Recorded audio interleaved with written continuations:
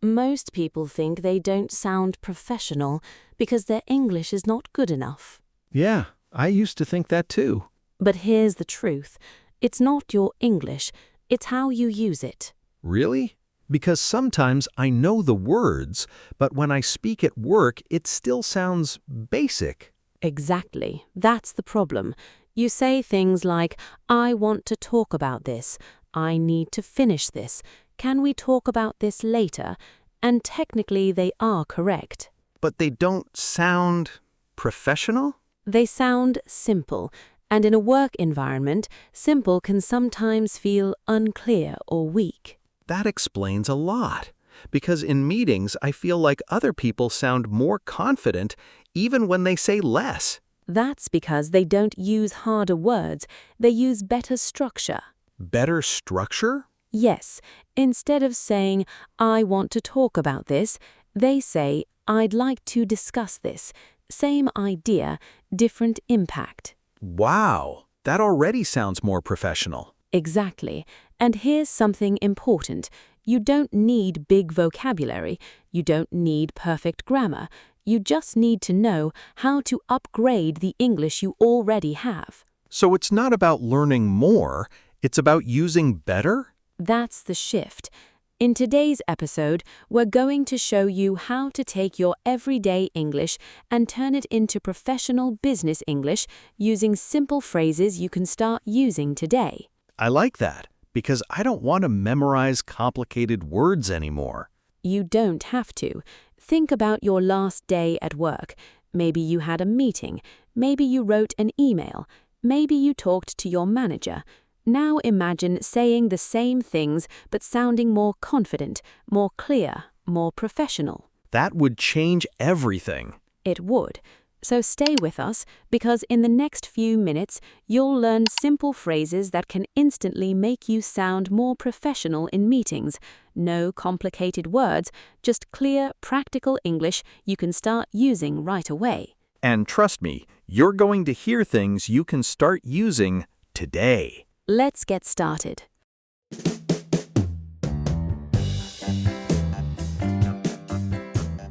So, let's start with something you do almost every day. Meetings. Yeah, meetings. Sometimes I feel like I spend half of my life in meetings. You're not alone. But here's the interesting part. Most people don't sound unprofessional in meetings because they don't know English. They sound unprofessional because they use language that is too basic, too direct, or sometimes unclear. That's exactly how I feel. I speak, but I don't feel confident. Let's fix that. Imagine this. You join a meeting, your camera turns on, everyone is waiting. What's the first thing you say? I usually say, okay, let's start. That's fine, but listen to this. Instead of let's start, you can say let's get started. It's a small change, but it sounds more natural, more confident. Let's get started. Yeah, that feels smoother. Exactly. And then many people say, do you have the plan? But in business English, we say, does everyone have the agenda? Agenda. That sounds more professional. Because it is the language people actually use at work. And here's something deeper. When you use the right words, people don't just understand you, they trust you more. So, it's not just about speaking, it's about how people see you. Exactly. Now, let's move to the middle of the meeting. This is where most people feel nervous, because they want to share ideas, but they don't know how to say them clearly. Yes, sometimes I say, I want to talk about this idea, but it doesn't sound strong. That's a perfect example. Instead of saying, I want to talk about this idea, try this. I'd like to discuss this idea. I'd like to discuss. Yeah, that sounds more calm, more professional. Because it shows intention, not just emotion. And here's another upgrade. Instead of, I think this is good, you can say, I believe this approach could be effective. Wow, that sounds like a completely different level. But notice something important.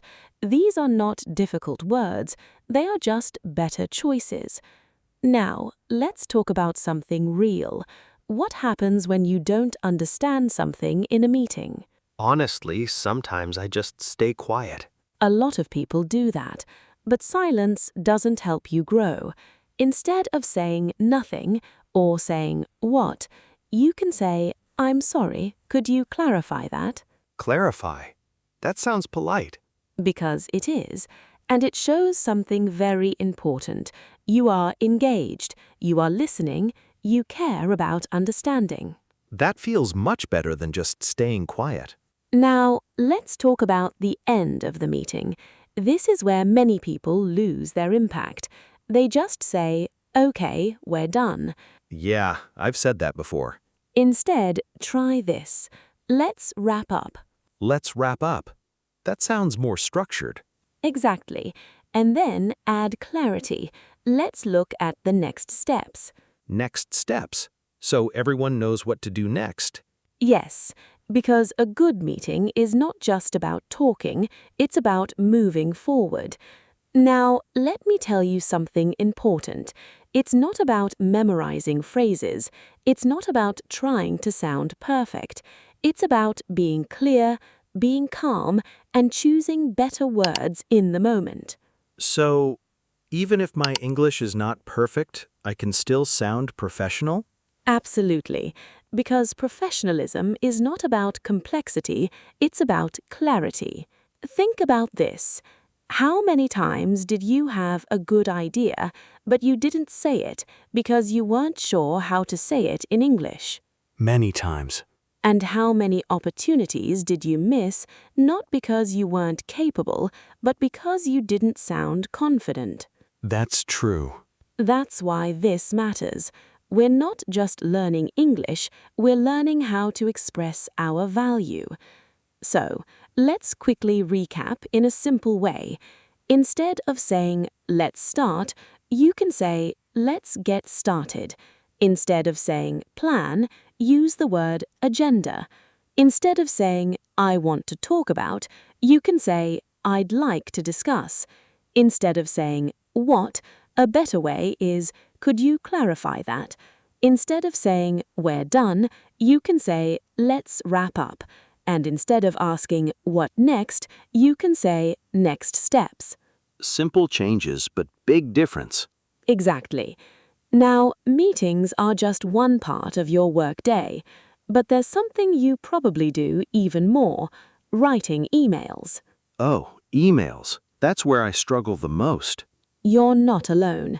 In the next part, we're going to show you how to write emails that sound clear, professional, and confident, simple phrases that make a strong impression from the very first line.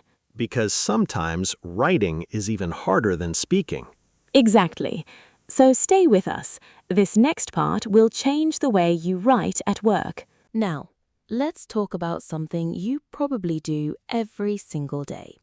Emails. Yeah, emails. I spend so much time writing them and still feel unsure every time I hit send. That feeling is very common because writing gives you more time to think, but it also gives you more time to doubt yourself. Exactly.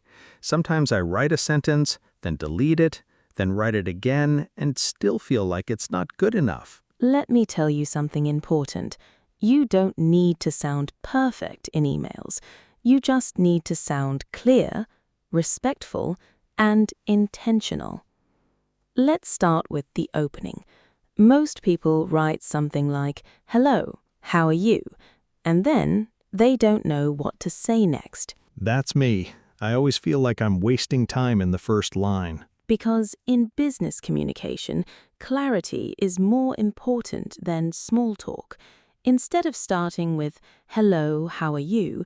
Try this. I'm writing to. I'm writing to. That sounds very direct. Yes, and that's the point. For example, I'm writing to ask about the report. I'm writing to follow up on our meeting. I'm writing to confirm the schedule. That makes everything clear immediately. Exactly. When your message is clear from the beginning, people respect your time and their time. Now, here's where many people struggle. Tone. Yes, sometimes I don't know if I sound too casual or too formal. That's because you're trying to guess, but here's a simple truth. Professional English is not about sounding big, it's about sounding balanced. Let's look at a real example so you can clearly see the difference. If you say this, "Hey, I need this fast," this is too casual. It sounds a bit direct, and in a work situation, it can feel slightly rude. Now, if you say this, "I would like to formally request your immediate attention," this is too formal. It sounds heavy, unnatural, and not how people usually speak in daily work. So instead, you can say, "Could you please send this by today?" This is balanced. It's polite, clear, and professional. That's what you want. Not too casual, not too formal, just natural and professional enough to be respected. That feels much better. Because it's polite, clear, and natural. Let's talk about requests. This is where tone really matters. Yeah, sometimes I just write, "Send me the file." And that can sound a bit strong. Instead, try this. "Could you please send me the file?" Could you please? Yeah, it sounds softer. Because it shows respect. And here's something deeper. When you communicate with respect, people are more willing to help you. So it's not just about English, it's about relationships. Exactly. Now, let's talk about how to end an email. Many people just write "thanks," or sometimes nothing at all. Yeah, I've done that. Instead, use something simple and professional. Best regards. Best. Sincerely. I usually use best regards. That's perfect. It's professional, but still friendly. Now, let's go deeper. A good email is not just about words, it's about structure. Structure. Yes, every effective email has 3 simple parts. First, the purpose. This means why you are writing this email. Second, the details. This is the information the reader needs to know. Third, the action. This is what you want the reader to do after reading your email. Let's look at a simple example so you can understand how this works. I'm writing to follow up on our meeting. This is the purpose. It tells the reader why you are writing this email. Here are the updated details for the project. This is the details. It gives the reader the information they need. Could you please review and confirm by tomorrow? This is the action. It tells the reader what you want them to do next. So, remember, start by saying why you're writing, then give the information, and finish by telling them what to do. Simple, clear, and professional. That makes it so clear. Because clarity is what makes you sound professional. Now, let me ask you something. How many times did you write an email and then hesitate before sending it? Almost every time. Because you're not just sending words, you're sending your image, your professionalism, your confidence, and sometimes people judge your work based on how you write. That's true. That's why this matters. A clear email can open doors. A confusing email can close them. Here's a mistake many people make. They try to sound smart, so they use long sentences, complex words, and unnecessary phrases. Yeah, I've done that. But here's the truth. Simple English used correctly is more powerful than complicated English used poorly. Let's recap. Start with "I'm writing to," keep your tone balanced, use "could you please" for requests, end with "best regards." Follow structure, purpose, details, action. It's actually simple when you break it down. Exactly. Now, meetings and emails are important, but your workday is full of real situations, unexpected conversations, and human interactions. Yeah, that's where things get unpredictable. Exactly. And in the next part, we'll take you into real workplace situations and show you how to sound natural, confident, and professional in everyday conversations. Now, let's move into something more real, because learning phrases is helpful, but using them in real situations, that's what truly builds confidence. So in this part, you're going to listen to a real workplace conversation between two colleagues, Jack and Michael. Listen carefully, not just to what they say.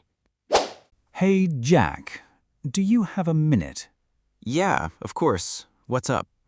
I'm preparing for the client meeting later, and I just wanted to check something with you. Sure, go ahead. I was thinking, instead of saying, I want to talk about the new plan, I could say, I'd like to discuss the new proposal. Does that sound better? Yeah, that sounds much more professional. Good, because sometimes I feel like my English sounds too simple. Honestly, it's not about being simple. It's about being clear. And what you just said was clear and confident. All right, everyone, let's get started. Does everyone have the agenda? Yes, I have it here. Great. So, today we'll focus on the new project timeline. Michael, would you like to start? Sure. Thank you. I'd like to discuss the new proposal for the upcoming campaign. I believe this approach could be more effective because it focuses on long-term results. Sorry, what do you mean by long-term results? Of course. Let me clarify. By long-term results, I mean sustainable growth, not just short-term profit. That makes sense. I think the budget might be too high. That's a good point. Let me think about it for a moment. I understand your concern, but I believe the investment is reasonable, considering the potential return. All right, let's wrap up. So, here are the next steps. Michael, could you send the updated proposal by tomorrow? Yes, of course. I'll send it by the end of the day tomorrow. Perfect. Thank you. Hey, Michael. Great job in there. Thanks. I was actually a bit nervous. Really? You didn't look nervous. I was, especially when they asked questions. That's normal. But I liked how you handled it. Was everything okay? Yes. And if I can give you one small suggestion, Of course. I think this part could be a bit clearer. Maybe you can explain the numbers more simply. Got it. That makes sense. But overall, you did a great job. Your ideas were clear, and you sounded confident. Thank you. I really appreciate that. By the way, do you have any plans for the weekend? Not much, just going to relax a bit. How about you? I might meet a few friends, just something simple. Sounds good? You need that after a long week. Now, think about what you just heard. Jack and Michael are not using difficult English. They are not trying to impress with big words, but they are doing something more important. They are being clear. They are being respectful. They are being confident. And maybe you've been in Michael's position before. You had ideas, but you didn't feel confident enough to speak. You knew what you wanted to say, but the words didn't come out right. This is not about English.